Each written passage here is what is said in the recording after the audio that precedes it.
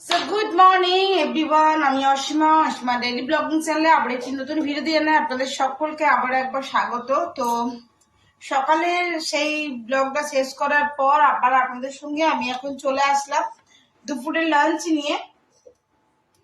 তো মোটামুটি আমার রান্না আজকে কমপ্লিট, এখন সময় হয়ে গেল 11:30। তো চলুন আমি এখন ঝটপট করব রান্নাটা। কিছুটা রান্না হয়ে গেছে, এখন আমি করব চিকেনটা ধোয়াবে। আর দই চিকেনের রেসিপিটা যদি আপনাদেরকে দেখতে হয় তো অবশ্যই আমার চ্যানেলটি সাবস্ক্রাইব করুন আর আমার পাশে থাকা বেল আইকনটি দাবতে একেবারেই ভুলবেন না, তাহলে কোনো ভিডিও ছাড়া মাত্রই নোটিফিকেশনটি আপনাদের কাছ পর্যন্ত পৌঁছে যাবে। আর নিত্য নতুন রেসিপি আর আমার লাইফস্টাইলটি দেখার জন্য অবশ্যই আমার সঙ্গে থাকুন। তো আমি আজকে প্রথমে যেটা করব, আগে আমার অনেকগুলো রান্নাই কমপ্লিট হয়ে গেছে, তো আমি এখন আম ডালটাকে একটু সাঁতলে নেব। আর আম ডাল সাঁতলানোর জন্য আমি নিচ্ছি 5 ফোড়ন। এই দেখো আম ডালটা সেদ্ধ হয়ে গেছে।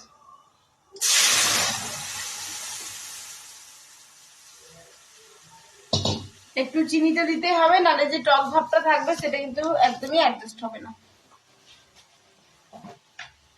বাকি কি কি করেছি তোমাদের সঙ্গে অবশ্যই একবার শেয়ার করে নেবো, অবশ্যই সঙ্গে থাকো আর দেখতে থাকো আজকের ব্লগটা।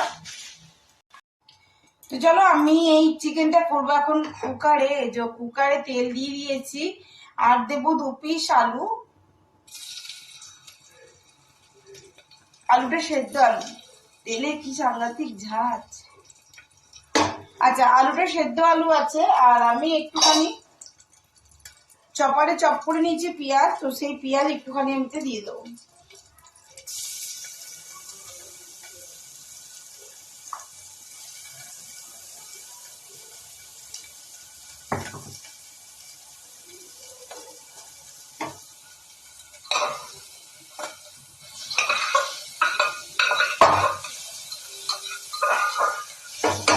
আমি এখানে আলু আর পেঁয়াজটা দিয়ে দিয়েছি, ভাজা ভাজা হচ্ছে।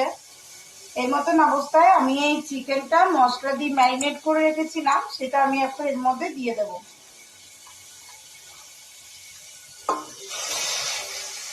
আর এটাতে আমি ম্যারিনেট করেছিলাম গোলমরিচ, আর দিয়েছিলাম দই, জিরে গুঁড়ো, ধনে গুঁড়ো, আর কাশ্মীরি রেড চিলি পাউডার, আর দিয়েছিলাম একটু চিকেন মশলা। এটা দিয়ে আমি এটা ম্যারিনেট করে রেখেছিলাম আর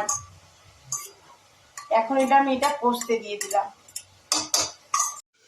তো চলো দেখাই আজকে দুপুরে লাঞ্চে আমি কি কি করলাম। এটা করেছি আম দিয়ে, কাঁচা আম দিয়ে মসুরির ডাল, আর এটা করেছি ঢেঁড়স ভাজা পেঁয়াজ দিয়ে, কালো জিরে ফোড়ন দিয়ে, আর এটা করেছি একটু চচ্চড়ি, উচ্ছে আলু বেগুন দিয়ে চচ্চড়ি করছি।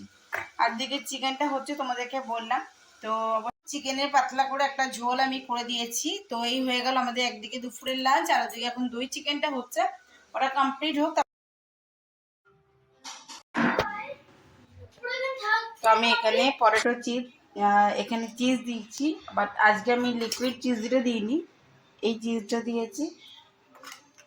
আমার এখন ব্রেন আছে কম। তো চলুন এটাকে এখন এর মধ্যে আর একটু এটাতে চিজ দিয়ে দিই, তবে যে ভাল লাগবে। এই আলুটার মধ্যে একটু চিজ দিয়ে দেবো।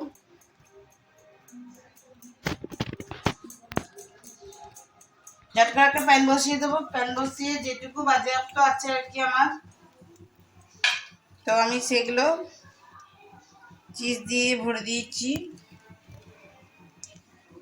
আমি সব তুলে তুলে চিটিয়ে দেবো। হ্যাঁ, চিটিয়ে দেবে কাজ আমার। এখন আমি এর মধ্যে একটু বাটার দেবো না, এই যে অলরেডি দিয়ে দিচ্ছি,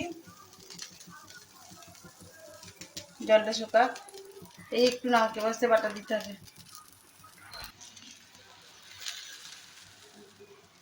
এটা ভালো করে চেপটিয়ে দিয়েছি আমি হাত দিয়েই আমার। আর এটা এটা যেহেতু ইয়ে আছে, মানে এই সাইডটা আছে, তো এই সাইডটা এভাবে দিয়ে দেবো, বুঝে গেছেন। আর গ্যাসটা সিমে রাখতে হবে, নাহলে এখন দাওয়া দাওয়া করে পুড়ে যাবে। এই যে এই যে ব্রেডটা দেখছেন, এটা তো আমি উল্টাতে পারবো না, কেননা এদিকটা উল্টালে তাওয়াতে লেগে যাবে। তো এটা আমার হয়ে গেছে, দেখুন কমপ্লিট।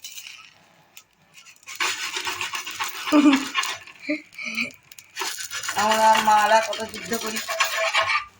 হয়ে গেছে কাটিং। কেমন লাগছে আমার পটেটো স্যান্ডউইচ? Potato sandwich.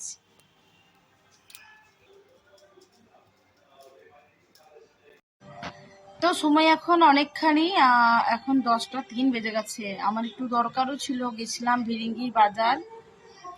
আর এখন চলছে দেখো গাছে পুরো জল দেওয়া, গাছগুলো একদম নেতিয়ে গেছে রোদের তাপে। তো যাই হোক সেই দুপুরের পরে তার ভিডিওটা কন্টিনিউ হয়নি। বিকালে মিঠি আজকে ক্যারাটে ক্লাস ছিল, আজকে তো ফ্রাইডে আছে, মিঠি ক্যারাটে ক্লাস ছিল। তো মিঠি গেছিল, তো মিঠিকে এসে দিলাম ব্রেড আলু দিয়ে আর চিজ দিয়ে টোস্ট। মিঠি খেয়ে টেয়ে নিয়ে পড়তে গেছিল, মিঠিও চলে এসছে পড়ে অবশ্য। এই দেখো, দেখবে একজনকে দেখাই, এই দেখো, একে ধরলেই হয়েছে, চিৎকার দেখো। দেখো ন্যান্সির সঙ্গে খেলা করে, ন্যান্সি কিন্তু একটু কামায় না।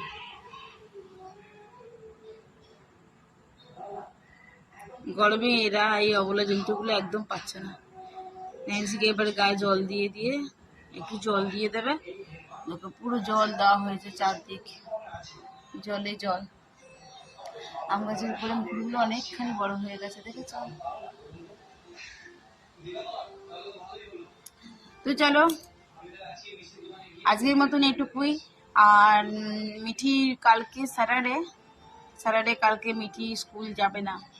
তো চলো দেখা যাক, ব্লগটা কন্টিনিউ করবো।